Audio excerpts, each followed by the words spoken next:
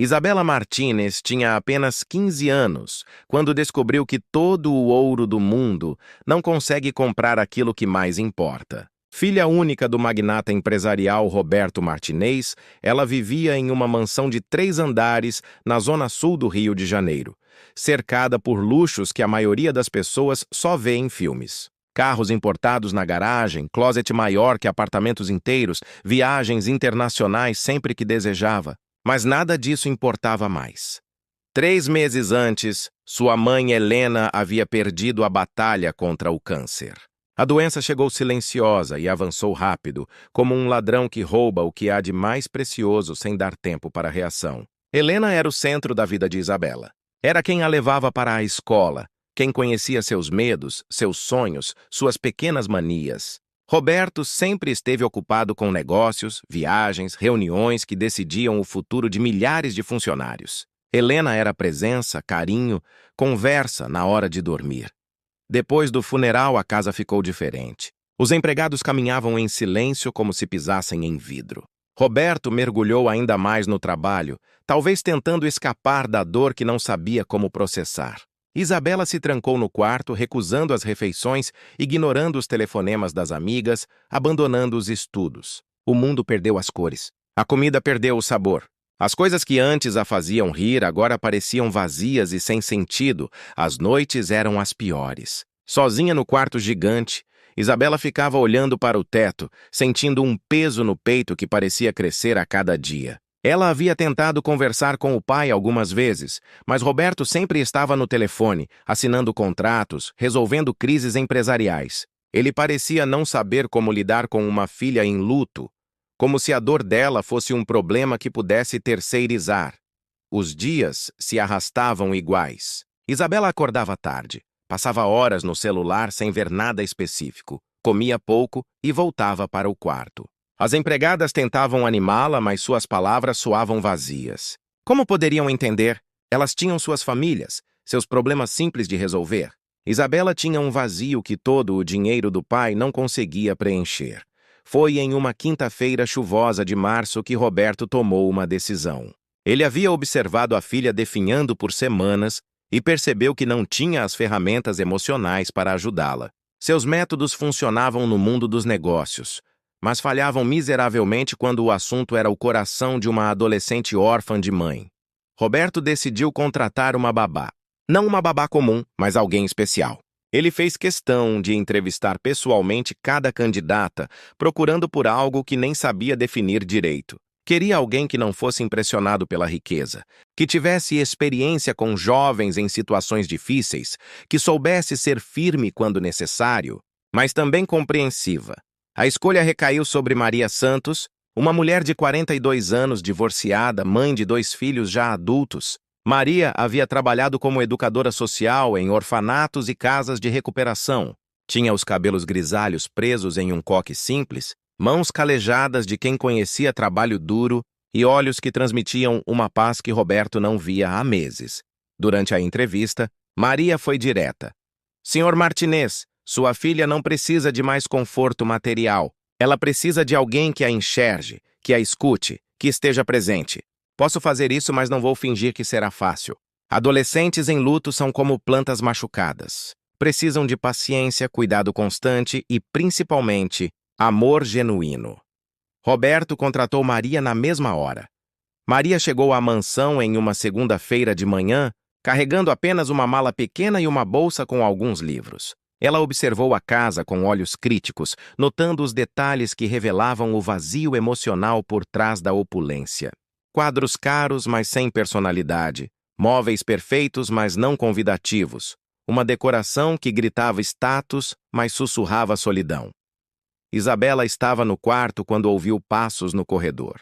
Era diferente dos passos apressados das empregadas ou das pisadas pesadas do pai. Eram passos firmes, mas calmos, como de alguém que não tinha pressa, mas sabia exatamente onde ia.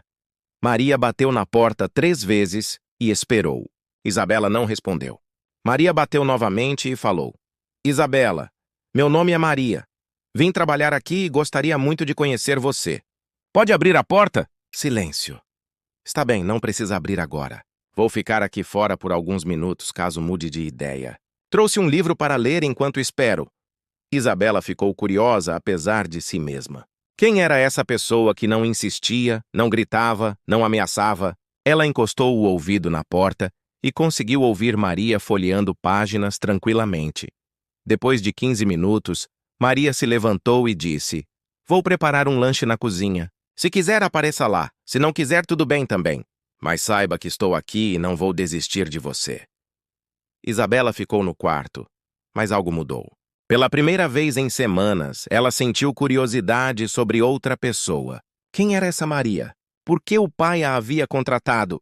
E por que ela falava de um jeito diferente de todas as outras pessoas que tentaram ajudar? À tarde, Isabela desceu para a cozinha pela primeira vez em dias. Maria estava lá, descascando batatas e cantarolando baixinho uma música que Isabela não conhecia.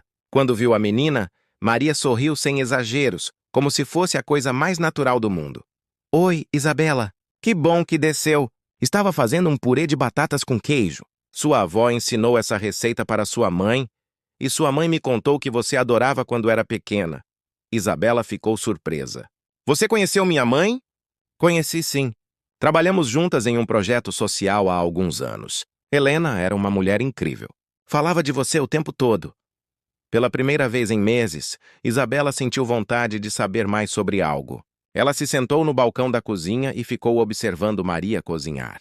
Havia algo reconfortante naqueles movimentos simples, na maneira como Maria tempera a comida com cuidado, no cheiro caseiro que tomava conta da cozinha. Ela falava: "O que sobre mim?" perguntou Isabela, quase sussurrando.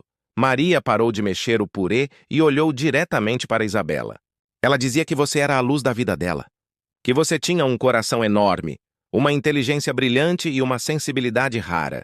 Dizia também que se preocupava em como você lidaria com as dificuldades da vida, porque pessoas sensíveis como você sentem tudo de forma mais intensa.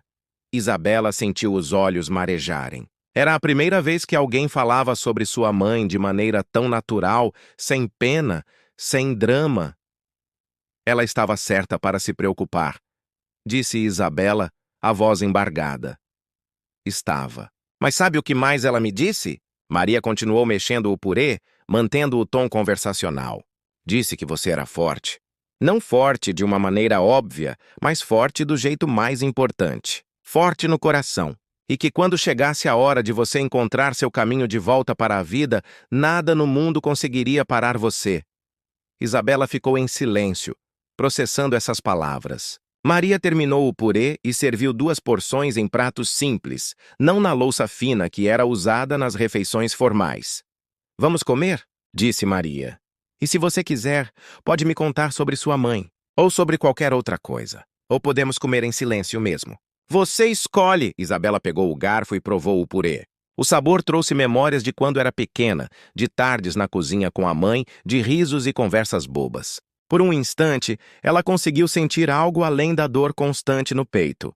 Obrigada, disse ela. E pela primeira vez em meses, a palavra saiu sincera. Maria apenas assentiu e continuou comendo, como se aquele pequeno obrigada fosse exatamente o que estava esperando ouvir. Do lado de fora, começou a chover novamente, mas dentro da cozinha havia uma calmaria que Isabela não sentia há muito tempo. Ela não sabia ainda, mas acabara de dar o primeiro passo de volta à vida. Nas semanas seguintes, a rotina da mansão Martinez mudou de forma sutil, mas significativa. Maria não tentou revolucionar tudo de uma vez.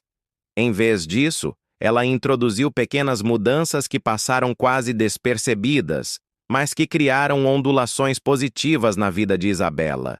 Toda manhã, Maria preparava o café da manhã e deixava um prato coberto na mesa da cozinha.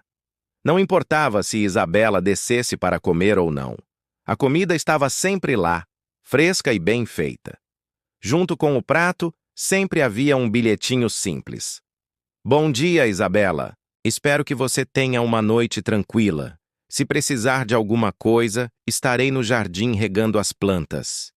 Isabela começou a colecionar esses bilhetes sem perceber. Eles eram diferentes das mensagens dramáticas que recebia das tias, ou das tentativas desajeitadas do pai de animar a filha. Maria escrevia como se fosse a coisa mais natural do mundo cuidar de Isabela, sem forçar intimidade, sem prometer que tudo ficaria bem, sem minimizar a dor. Uma manhã, Isabela acordou mais cedo que o normal e desceu para a cozinha. Maria estava lá, como sempre, mas desta vez ela estava chorando silenciosamente enquanto preparava panquecas. Isabela ficou parada na entrada sem saber o que fazer. Ela havia se acostumado a ver Maria como uma força da natureza, sempre calma, sempre no controle. "Maria?" chamou Isabela suavemente. Maria se virou, limpando rapidamente os olhos com o avental. "Oi, querida. Desculpa, não queria que você me visse assim." "Está tudo bem?"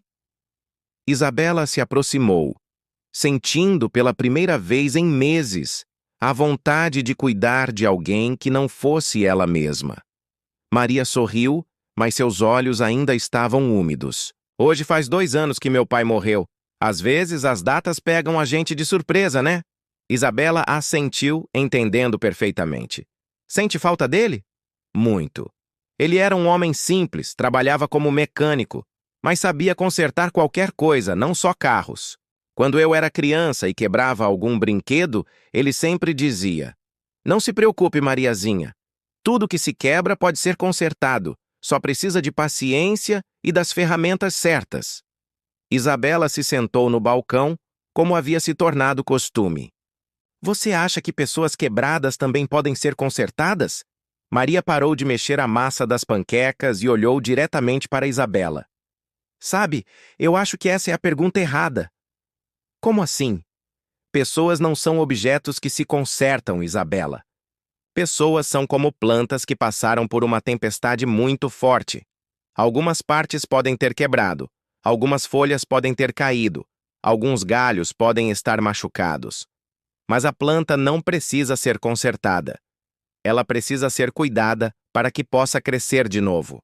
Isabela ficou pensativa. "E se a tempestade foi tão forte que matou a planta? Então a gente planta uma nova semente no mesmo lugar, usando a experiência da planta que se foi para fazer a nova crescer mais forte." Elas ficaram em silêncio, por alguns minutos cada uma perdida em seus próprios pensamentos. Maria voltou a fazer as panquecas e Isabela observou seus movimentos precisos, a maneira como ela colocava amor até nas tarefas mais simples.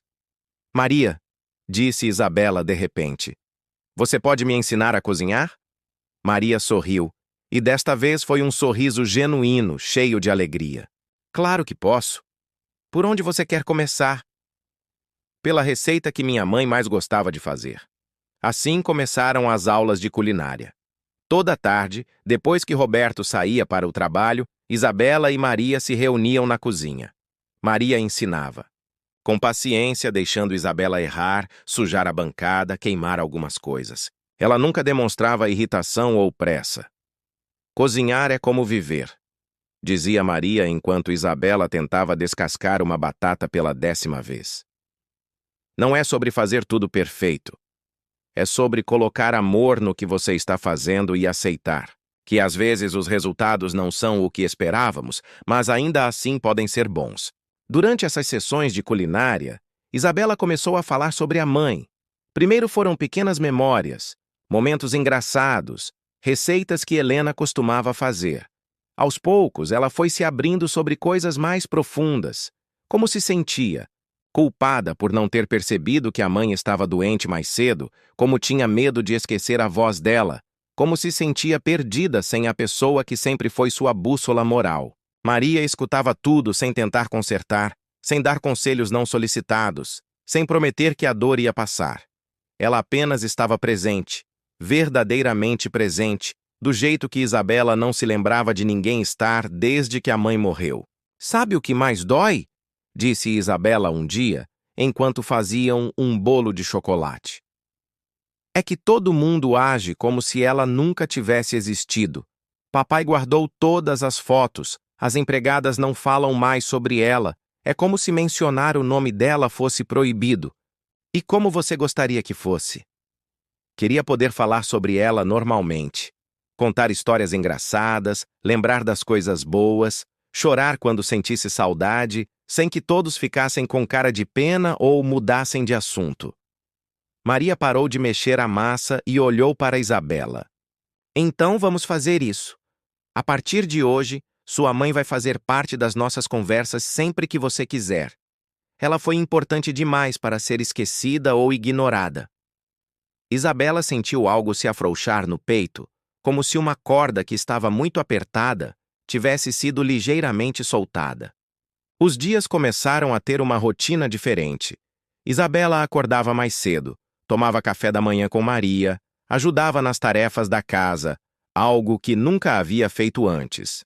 Cozinhava à tarde e, pela primeira vez em meses, começou a sair do quarto à noite para jantar na sala de jantar.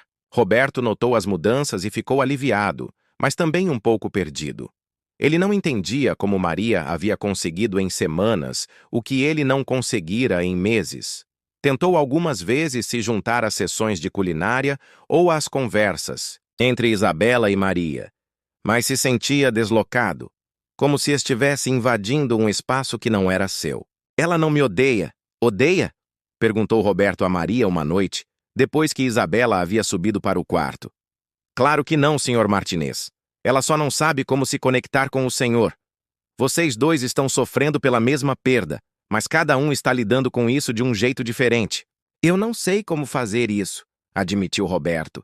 E pela primeira vez, Maria viu vulnerabilidade no homem que comandava impérios empresariais. O senhor pode começar pequeno, perguntando como foi o dia dela, contando como foi o seu. Não precisa ser sobre Helena, pelo menos não no início. Só. Esteja presente. Roberto tentou seguir o conselho, mas suas tentativas eram desajeitadas. Ele chegava do trabalho e perguntava sobre o dia de Isabela, como se estivesse conduzindo uma reunião de negócios. Isabela respondia educadamente, mas sem calor. Maria observava esses encontros e via o abismo que havia se formado entre pai e filha. Roberto amava Isabela profundamente. Isso ela podia ver, mas ele não sabia expressar esse amor de uma maneira que a filha conseguisse receber. Isabela, por sua vez, interpretava a falta de jeito do pai como desinteresse ou irritação. Uma noite, Isabela estava particularmente melancólica. Era o aniversário de casamento dos pais, e ela havia passado o dia revivendo memórias de quando a família ainda estava completa. Durante o jantar, ela estava quieta, mexendo na comida sem comer. Está tudo bem, filha? Perguntou Roberto, tentando usar o tom gentil que Maria havia sugerido. Isabela explodiu. Toda a dor, raiva e frustração que havia estado controlando nas últimas semanas saiu de uma vez. Não, pai, não está tudo. Bem, hoje é aniversário de casamento de vocês e você nem lembrou.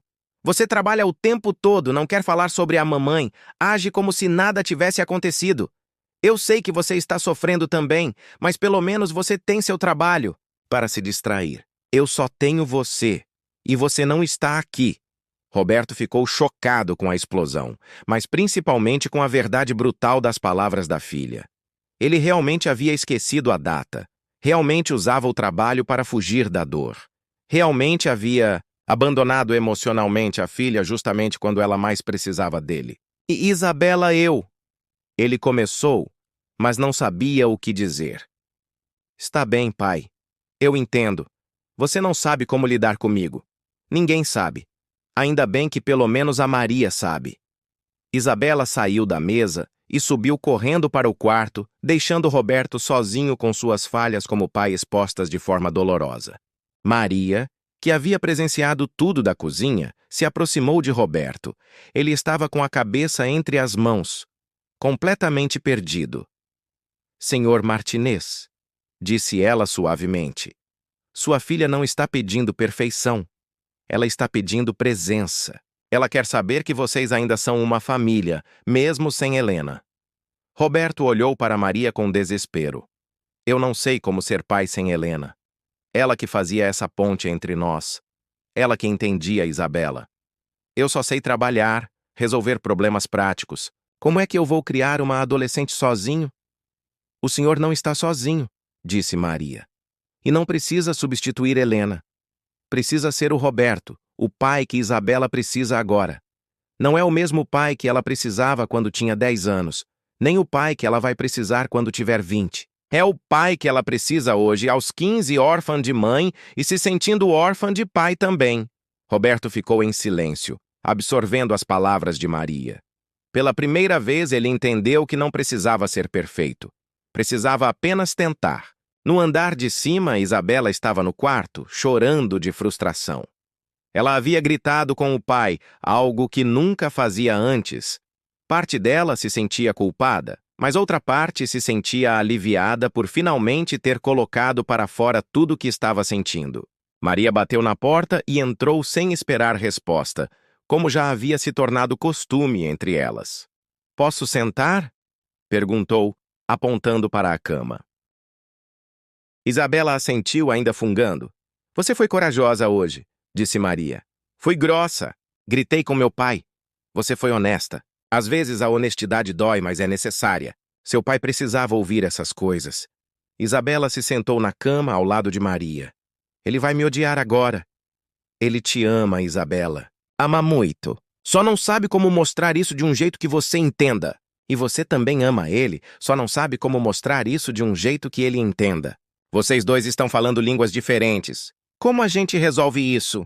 Maria sorriu. Com paciência, tentativa e erro e muita conversa franca. Hoje foi um bom começo. Isabela se deitou na cama, sentindo-se exausta emocionalmente. Maria ficou ali até ela adormecer, como Helena costumava fazer. No andar de baixo, Roberto também teve uma noite difícil. Pela primeira vez em meses, ele não abriu o laptop para trabalhar. Em vez disso, ficou sentado na poltrona da sala, pensando em tudo que Maria havia dito, em tudo que Isabela havia gritado, em tudo que ele havia perdido quando Helena morreu.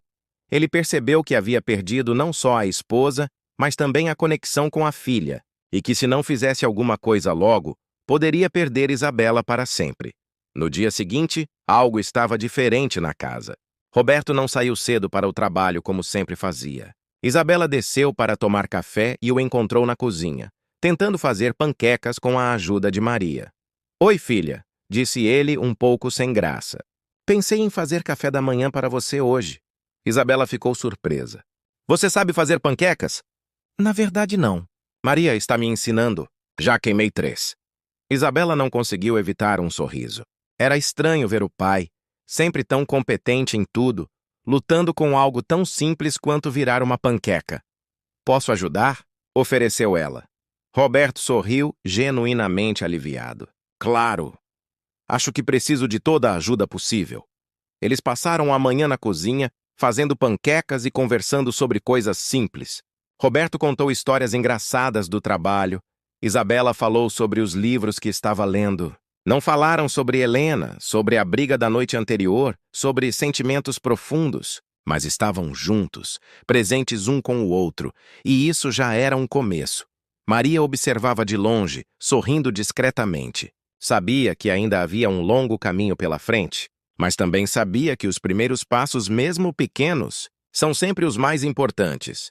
O progresso nunca é linear, e Isabela estava prestes a descobrir essa verdade de forma dolorosa. Abril chegou com suas chuvas intensas, e junto com elas veio uma crise que testou tudo o que havia sido construído nas últimas semanas. Tudo começou com uma ligação inesperada. Isabela estava na cozinha com Maria, aprendendo a fazer o rocambole de doce de leite, que era a especialidade de Helena, quando o telefone tocou. Era Carmen, irmã mais nova de Helena, ligando de São Paulo. "Isabela, querida." A voz de Carmen soava urgente pelo viva-voz. "Preciso falar com você e com seu pai." "É importante." Roberto havia chegado mais cedo do trabalho naquele dia, parte do seu novo esforço de estar mais presente. Ele atendeu o telefone com cautela. Carmen sempre trouxe complicações. "Roberto, você tem que parar com essa palhaçada", disse Carmen sem rodeios. Soube que contratou uma babá para Isabela. "A menina tem 15 anos! O que ela precisa é de família de verdade, não de mais uma empregada." Isabela sentiu o estômago apertar. Ela não havia parado para pensar que outras pessoas poderiam questionar a presença de Maria. "Carmen, não é da sua conta como eu cuido da minha filha", Roberto respondeu. Mas Isabela podia perceber a tensão na voz dele. É sim, da minha conta! Helena era minha irmã e Isabela é minha sobrinha. Venho observando vocês de longe há meses, esperando que vocês se acertassem sozinhos, mas isso está indo longe demais. Isabela precisa de uma família estruturada, não de um pai ausente que terceiriza o cuidado da filha. Isabela olhou para Maria, que permanecia calma, continuando a preparar o rocambole como se nada estivesse acontecendo. Mas Isabela conseguia ver a tensão quase imperceptível ao redor dos olhos de Maria. O que você está sugerindo, Carmen? Roberto perguntou. Embora Isabela tivesse a sensação de que ele já sabia a resposta. Que Isabela venha morar comigo e com o Fernando em São Paulo. Temos filhos da idade dela. Uma casa estruturada, posso dar a ela o que você claramente não consegue dar: atenção integral e ambiente familiar. O mundo de Isabela desmoronou. Mudar para São Paulo significava deixar Maria, deixar a casa onde ainda sentia a presença da mãe, deixar o pai justo quando eles estavam começando a se reconectar. Significava começar tudo do zero com pessoas que, por mais bem-intencionadas que fossem, eram praticamente estranhas para ela. Tia Carmen, Isabela interrompeu, tentando manter a voz calma. Eu não quero ir para São Paulo, estou bem aqui. Querida, você acha que está bem porque se acostumou com a situação. Mas uma menina da sua idade precisa de muito mais do que uma babá pode oferecer. Precisa de estrutura familiar, de supervisão adequada, de alguém que entenda pelo que você está passando. Isabela sentiu a raiva subindo. A Maria entende pelo que eu estou passando. Maria é funcionária, Isabela. Por mais carinhosa que seja, ela está ali porque está sendo paga para isso. Família é diferente. As palavras de Carmen atingiram Isabela como um soco no estômago. Ela olhou para Maria, procurando alguma reação, alguma defesa, mas Maria continuava focada no rocambole, como se as palavras não a tivessem afetado. Roberto tentou encerrar a conversa. Carmen, vamos conversar sobre isso depois. Isabela está bem aqui, está progredindo? Progredindo? Roberto, você sabe o que descobri? Que Isabela não está indo às aulas há 2 semanas. A coordenadora da escola ligou para mim porque não conseguiu falar com você. Isso é progresso? Isabela empalideceu. Era verdade. Ela havia convencido Maria a não contar para o pai que estava faltando às aulas. Não por malícia, mas porque a escola ainda era muito difícil. Os colegas a olhavam com pena. Os professores falavam com ela usando um tom diferente, como se ela fosse quebrar a qualquer momento. Era mais fácil ficar em casa, cozinhando com Maria, aprendendo coisas práticas que faziam sentido. Roberto olhou para Isabela com decepção. É verdade isso? Isabela não conseguiu responder. A decepção nos olhos do pai, a acusação implícita de que Maria havia falhado em sua responsabilidade, a ameaça de ter que se mudar para São Paulo, tudo se misturou em uma tempestade emocional que ela não conseguiu controlar. Eu não aguento mais! Gritou Isabela. Todo mundo decidindo o que é melhor para mim, todo mundo sabendo o que eu preciso. Ninguém me pergunta o que eu quero! Ela saiu correndo da cozinha e subiu para o quarto, batendo a porta com força. Roberto ficou sozinho com Maria, o silêncio pesado entre eles. Finalmente, ele desligou o telefone e se virou para Maria. Por que você não me contou sobre a escola? Perguntou, tentando manter a voz controlada. Maria parou finalmente de mexer no rocambole e olhou diretamente para Roberto, porque achei que ela precisava de mais tempo, e porque sabia que o senhor reagiria exatamente assim. Assim como? Com raiva, com decepção, tirando conclusões precipitadas. Roberto sentiu a irritação subindo. Maria, Isabela é minha filha. Eu tenho o direito de saber quando ela está faltando às aulas. Tem, sim, e eu deveria ter contado. Foi um erro meu. A admissão honesta de Maria desarmou parte da raiva de Roberto, mas a situação ainda estava pesada. Carmen não está errada sobre algumas coisas. Isabela precisa voltar à escola, precisa ter uma rotina normal. Senhor Martinez, Maria interrompeu suavemente. Posso fazer uma pergunta? O senhor acha que Isabela estava melhor há 1 mês atrás ou agora? Roberto parou para pensar. 1 mês atrás, Isabela não saía do quarto. Quase não comia, não falava com ninguém. Agora ela ria, cozinhava, conversava, até havia começado a tentar se reconectar com ele. Ela está melhor, admitiu relutantemente. Então por que o senhor está disposto a jogar tudo isso fora por causa da pressão externa? Roberto se sentou na cadeira da cozinha, de repente sentindo o peso de todas as decisões que tinha que tomar sozinho. Porque eu não sei se estou fazendo a coisa certa. Carmen pode estar certa. Talvez Isabela precise de mais do que eu posso dar. Maria se aproximou e se sentou à frente de Roberto. Senhor Martínez, posso contar uma coisa? Quando meus filhos eram adolescentes, eu também cometi erros. Muitos erros. Pensei que precisava ser perfeita, que precisava protegê-los de tudo, que outras pessoas sabiam melhor do que eu o que era bom para eles. Sabe o que aprendi? Que amor imperfeito, mas presente, sempre será melhor do que cuidado perfeito, mais distante. Roberto olhou para Maria, vendo nela não apenas a funcionária competente, mas uma mãe que havia enfrentado suas próprias batalhas. Isabela não precisa de perfeição, continuou Maria. Ela precisa saber que pode contar com o senhor, que vocês vão enfrentar os problemas juntos, que ela não vai ser abandonada toda vez que algo der errado. Enquanto isso, no quarto, Isabela estava destruída. As palavras de Carmen ecoavam em sua mente. Maria está ali porque está sendo paga para isso. Seria verdade? Todo o carinho, todas as conversas, todas as lições de culinária, seria apenas trabalho para Maria? Isabela olhou pela janela e viu o jardim que Maria cuidava com tanto zelo. Lembrou das manhãs quando Maria cantarolava enquanto regava as plantas. Das tardes quando ensinava sobre temperos não porque era obrigada, mas porque parecia genuinamente gostar de compartilhar conhecimento. Mas a dúvida havia sido plantada. E com a dúvida veio o medo de que tudo que ela havia começado a reconstruir fosse falso. Uma batida suave na porta interrompeu seus pensamentos. Era Maria, carregando uma xícara de chá e o rocambole que haviam começado juntas. "Posso entrar?" perguntou Maria. Isabela acenou que sim, mas não conseguiu olhar diretamente para Maria. Maria se sentou na cama ao lado de Isabela e ficou em silêncio por alguns minutos, apenas oferecendo presença. "Você está se perguntando se eu me importo de verdade com você, não está?" disse Maria finalmente. Isabela assentiu ainda sem conseguir falar. "Isabela, olhe para mim." Relutantemente, Isabela levantou os olhos.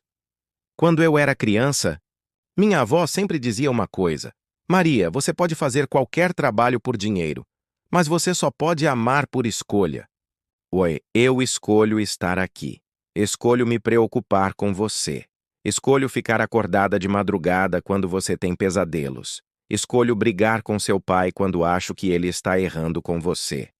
Mas você é paga para isso. Sou paga para cuidar da casa, da comida, da sua segurança básica. Ninguém me paga para gostar dos seus desenhos, para rir das suas piadas, para sentir orgulho quando você consegue fazer uma receita sozinha. Isso eu faço porque você se tornou importante para mim."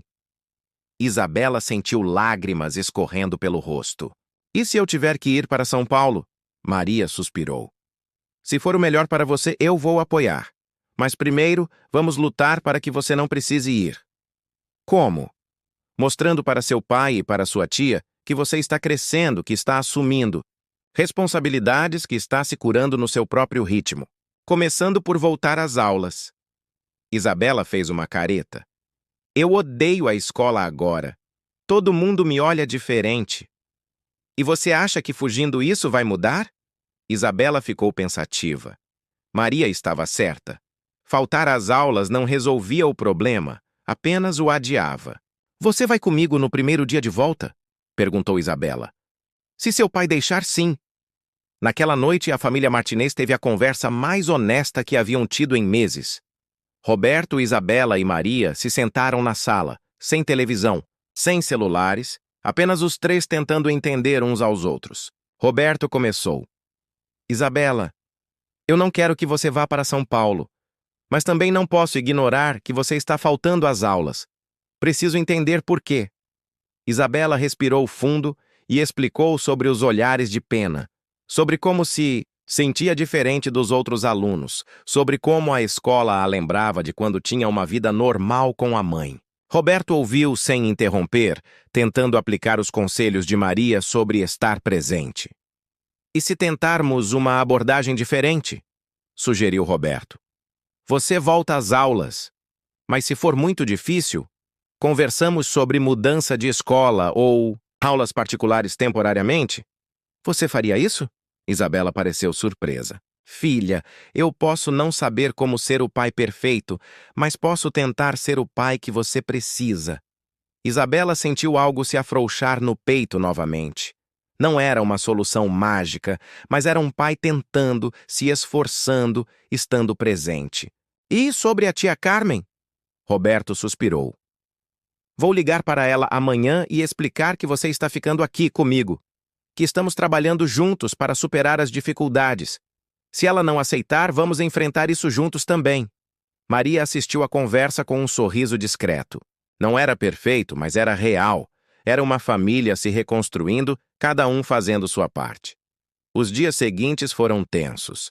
Carmen ligou várias vezes, ameaçando envolver advogados, questionando a capacidade de Roberto como pai. Ela até sugeriu que Maria estava manipulando a situação para manter o emprego. Essas acusações machucaram Isabela profundamente. Ela via Maria ficando mais quieta, mais reservada, como se estivesse se protegendo emocionalmente. Maria, disse Isabela uma tarde, você não vai embora por causa das coisas que a tia Carmen está falando, vai? Maria parou de dobrar as roupas e olhou para Isabela. Você quer que eu fique? Quero. Muito. Então eu fico. Não importa o que qualquer pessoa diga. Mas a pressão estava cobrando seu preço. Roberto estava estressado com o trabalho e com a situação familiar. Isabela estava ansiosa com o retorno às aulas. Maria estava carregando o peso emocional de todos, tentando manter a paz em uma casa onde as emoções estavam à flor da pele. A gota d'água veio uma semana depois. Isabela havia voltado às aulas, mas estava tendo dificuldades para se readaptar. Os colegas realmente a tratavam diferente, alguns com pena excessiva, outros evitando o assunto da morte da mãe completamente, como se Isabela fosse uma bomba prestes a explodir. Um dia, durante o recreio, Isabela ouviu uma conversa entre duas colegas. Soube que a Isabela tem uma babá agora, aos 15 anos. Sério? Que estranho. Pois é, minha mãe disse que é porque o pai dela não sabe cuidar dela sozinho.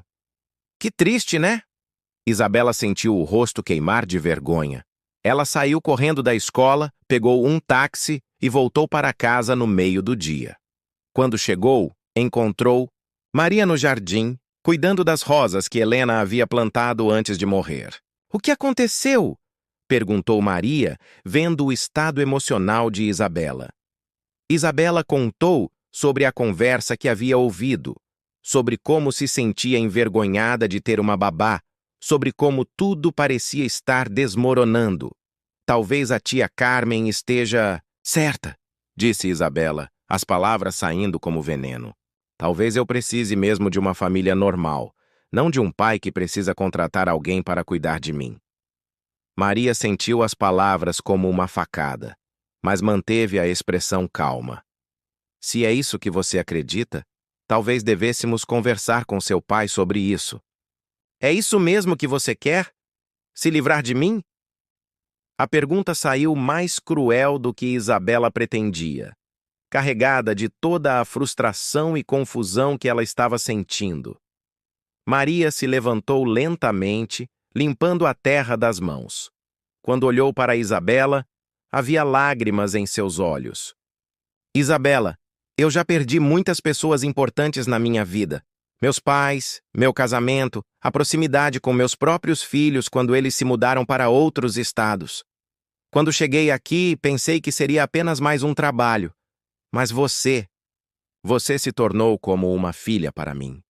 Se você acredita que nossa relação é falsa, se acredita que eu estou aqui apenas por dinheiro, então talvez seja melhor mesmo eu sair. Isabela ficou em choque. Ela nunca tinha visto Maria chorar, nunca a tinha visto tão vulnerável. Maria, eu não quis dizer. Você disse exatamente o que queria dizer. E está tudo bem. Às vezes a verdade dói, mas precisa ser dita. Maria entrou na casa, deixando Isabela sozinha no jardim. Pela primeira vez desde que Maria chegara, Isabela sentiu o vazio absoluto voltando. Ela havia machucado a única pessoa que realmente a entendia, e agora poderia perdê-la para sempre. Naquela noite, Roberto chegou em casa e encontrou Isabela no quarto, chorando compulsivamente, e Maria na cozinha, preparando suas malas. "O que está acontecendo aqui?"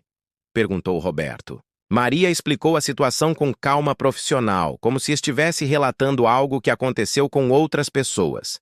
Isabela havia deixado claro que não queria mais sua presença, e ela respeitaria essa decisão. Roberto subiu para falar com Isabela. Encontrou a filha em um estado pior do que quando Maria havia chegado. "Filha, me conta o que aconteceu." Entre soluços, Isabela contou sobre o dia terrível na escola, sobre a conversa das colegas, sobre como se sentia envergonhada de precisar de cuidados especiais. "E você descontou tudo isso na Maria?" Isabela assentiu, sentindo-se ainda pior. "Isabela, você machucou profundamente alguém que ama você. E por quê? Porque outras pessoas têm opinião sobre nossa família?" "Eu não queria machucar ela." "Mas machucou. E agora ela está indo embora." A realidade atingiu Isabela como um tsunami. Maria poderia realmente ir embora. Ela poderia ficar sozinha de novo, perdida de novo, sem a pessoa que havia se tornado seu porto seguro. "Pai, faz ela ficar, por favor." Roberto olhou para a filha com tristeza.